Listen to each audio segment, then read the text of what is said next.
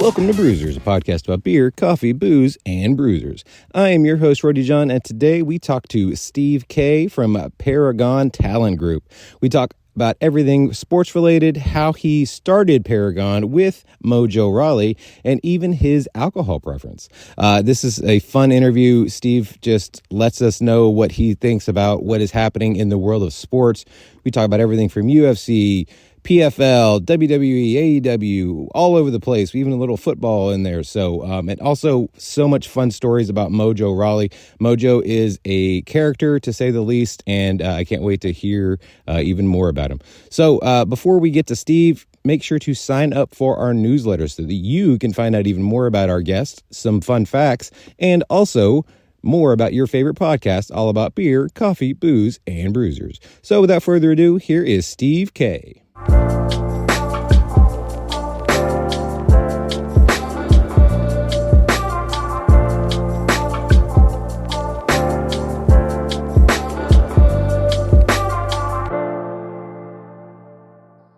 would like to welcome to the show Steve Kaye. How are you doing today, sir?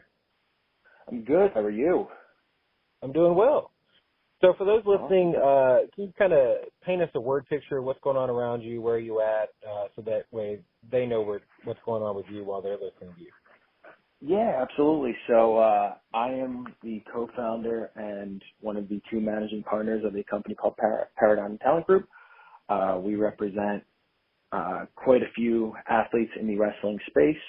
I co-founded the company with my partner, my business partner, Dean Matati, better known as Mojo in the WWE, about 2 years ago now. We're just coming up on about 2 years, and we've tried to build opportunities for many of the incredible talents across the wrestling industry, both that have worked with him within WWE as well as people that we've known from all across the wrestling landscape in different countries, different companies, all of the above. So what is your earliest memory of pro wrestling?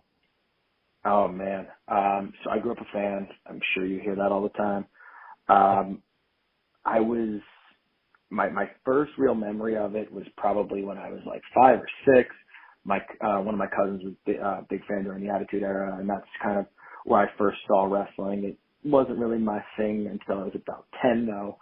And the thing that actually got me hooked, as funny as it sounds, I guess I was probably 12, was when The Rock and Goldberg faced off for the first time in 2003. Wow. I don't know why that was the thing. I have no idea what drew me to it then. But I was truly just flipping channels one night and there was nothing on ESPN, and I came across what then was TNN, now is, I guess, Paramount Network with Spike. It was all different names, and it was the night after, now I know, the night after WrestleMania 19. And it was Goldberg's debut, and he speared the shoes off The Rock, and I've been watching ever since. And by, a windy and long path, I found myself within the space eventually.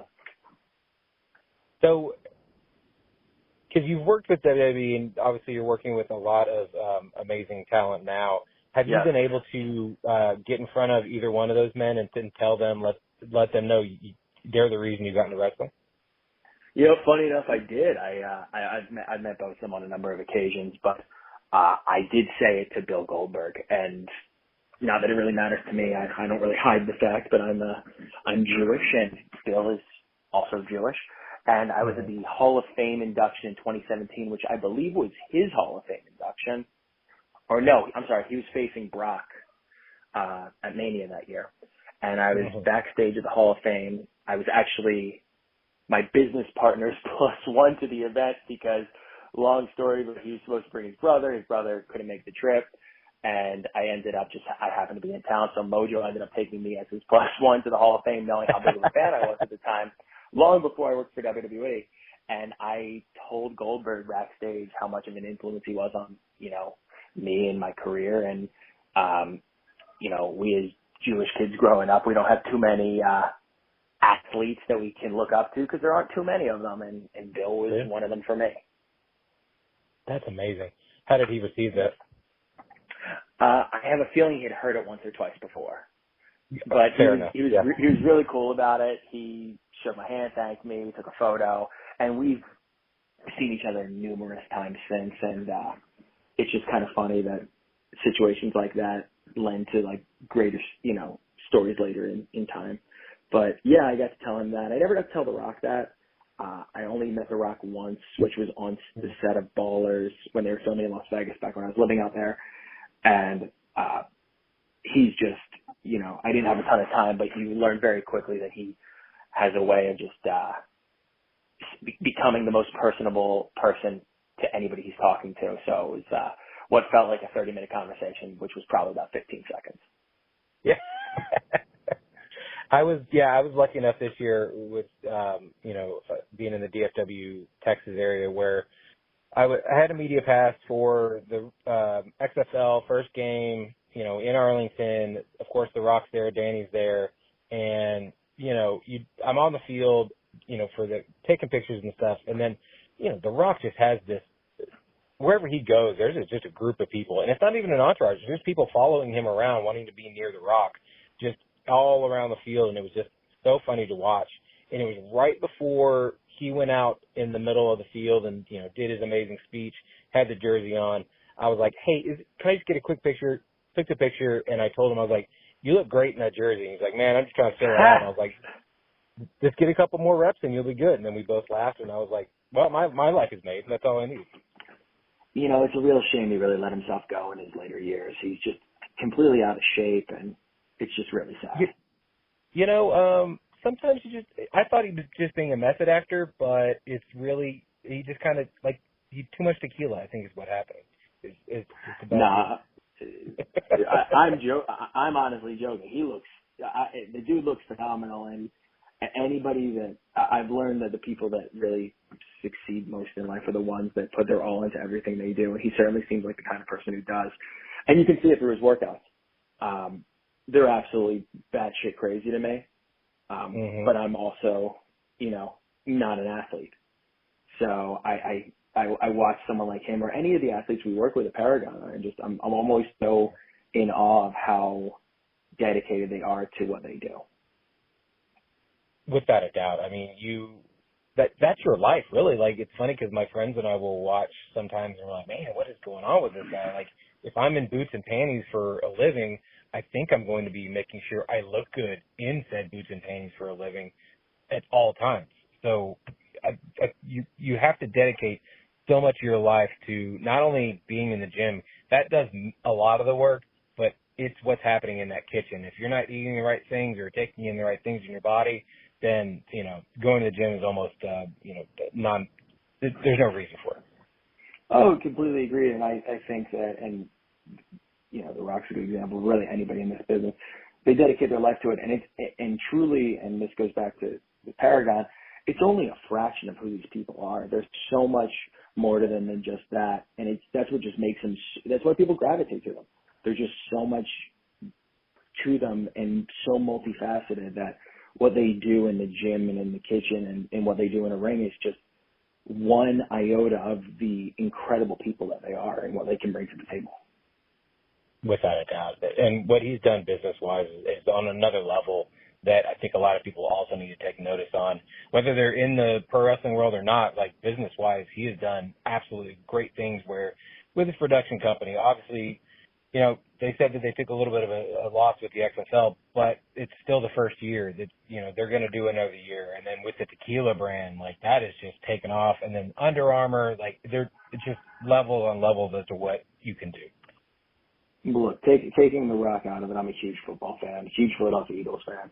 And I love the fact that there's now a place that is reliable, that's on television every week, where guys that might need a little bit of extra seasoning after college or just a second chance in their career have a chance to go and, still get some notoriety, still make a livable wage and do the thing they love. So I love what the XFL is doing. And honestly, I love what the USFL is doing. Just giving people that opportunity. I think the G League and the NBA is great, and there needs to be more situations like that. So football jumping into that it's really great. Yeah, I mean, it's not like people stop wanting to watch football once the Super Bowl's over. Like, they are literally counting down until they get excited for the draft, and there's not even football involved in that. It's just people being assigned to teams.